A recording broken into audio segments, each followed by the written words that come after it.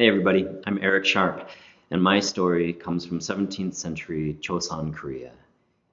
It's called The Honest Witch. The magistrate of Namwon Prefecture was an ordinary man, and despite the number of scrolls that had gone missing from his past, the locals knew Lee Jo-hyun as a meritorious leader whose mind was keen and whose spirit was true. Autumn mist was settling on the barley when the rumors began. It was said that witches were beginning to gather in strength and number. Rarely seen by day, these strange women were leaving their solitary turf houses and had been seen traveling brazenly on the open road. The rumors said that they would be in Jeolla province before long. Lee Jo-hyun despised witches. By the light of their earthen fires, they robbed the people of their senses. I hereby decree, I will rid this land of all manya and wipe out their names forever. If any witch is found in this prefecture, let her be burned alive. Word spread quickly as officials carried the edict to villages near and far. 1 month later, the magistrate was pacing his pavilion and smoking a long antler pipe. He watched as a persimmon-colored moon rose over the valley. It was then that he noticed a tiny flame dancing in the foothills. The flame drew nearer and nearer until he saw what looked like a woman wearing a long straw cape approaching on horseback. Soldiers brought her to the front gate. A woman riding alone at this time of night? You must be a manya. The woman said nothing. Beneath her straw cape, she wore simple white robes, as if on her way from a funeral. Her wild gray hair was knotted with twine and hung in a thick braid over her left collarbone. I will ask you one more time. Are you a witch? Witch, shaman, manya or mutang? I have no use for names or titles, the woman replied. Call me what you will. She held her dying torch in one hand and a long staff tipped with chimes in the other.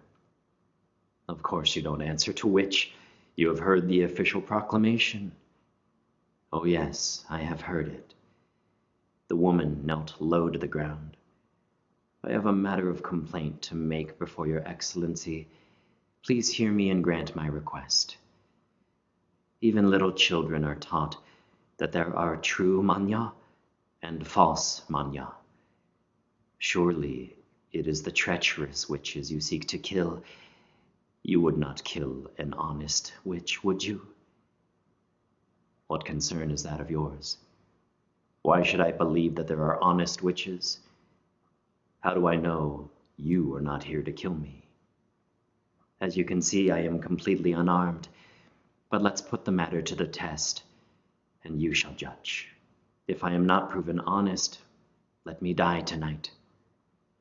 Very well, said the magistrate, drawing once more from his pipe.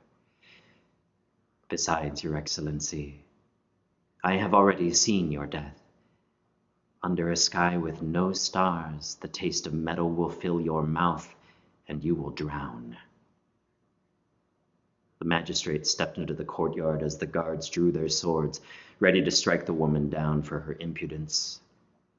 A tail of smoke escaped the magistrate's lips as he walked slowly toward the gate.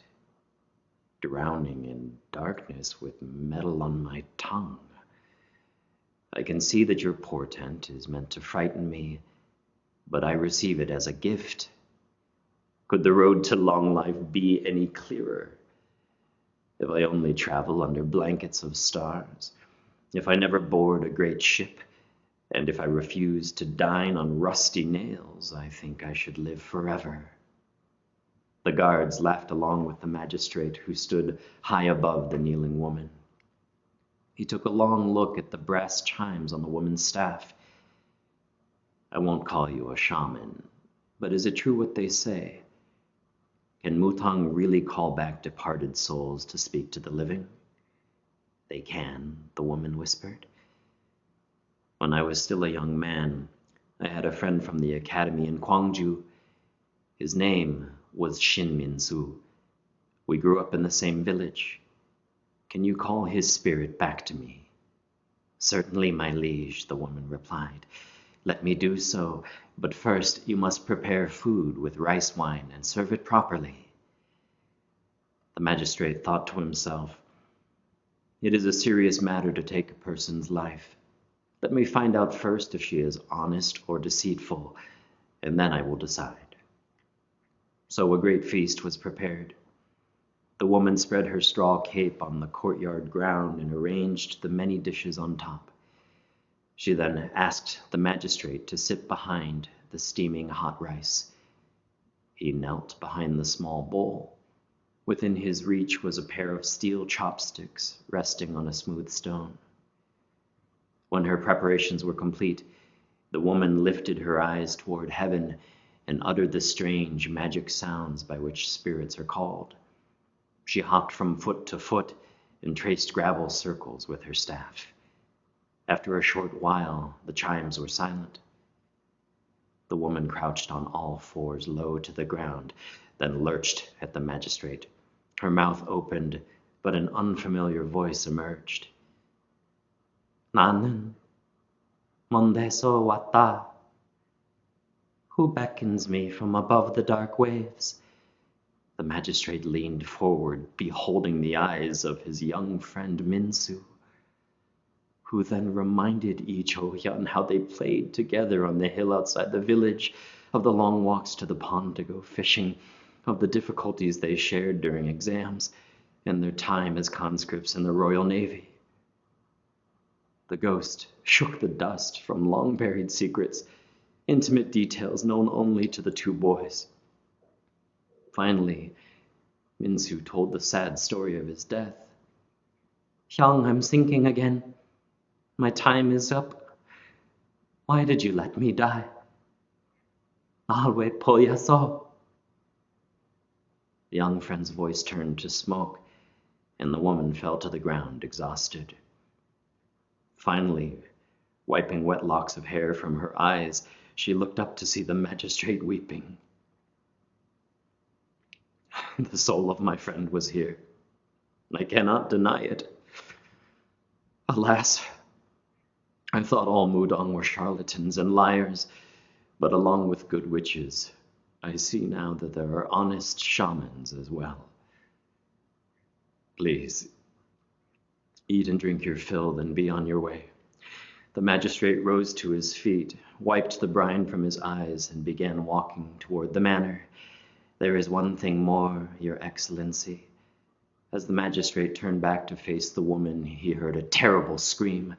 Before the guards could draw a single blade, the woman stabbed both steel chopsticks deep into the magistrate's chest. She attacked with such speed and ferocity that the remaining torches blew out, and Lee Jo-hyun fell to his knees. "I am no witch, and I am no shaman," said the woman. "I am the eldest sister of Shin Min-soo, the rightful magistrate of this county, and have come to avenge his death after too many years." The magistrate tried to crawl to the landing, but the pain was unbearable. The steel shards raked the granite staircase as torrents of blood pulsed from his ribs and mouth.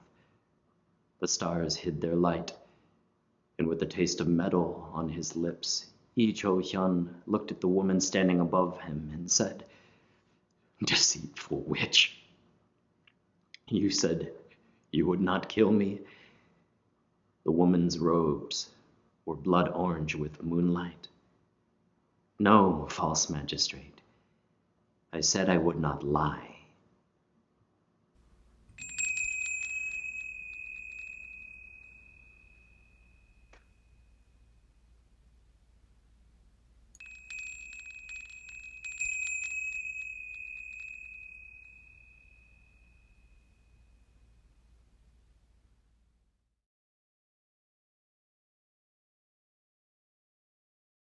Thank you for visiting our video. I'm Beth Cleary. I'm Peter Ratcliffe, and this is Orso, the library dog. We are the co-founders and co-executive directors of the East Side Freedom Library in St. Paul, Minnesota. Our mission is to inspire solidarity, work for justice, and advocate for equity for all. If you enjoy our programming and want to support our work, please visit our website, eastsidefreedomlibrary.org.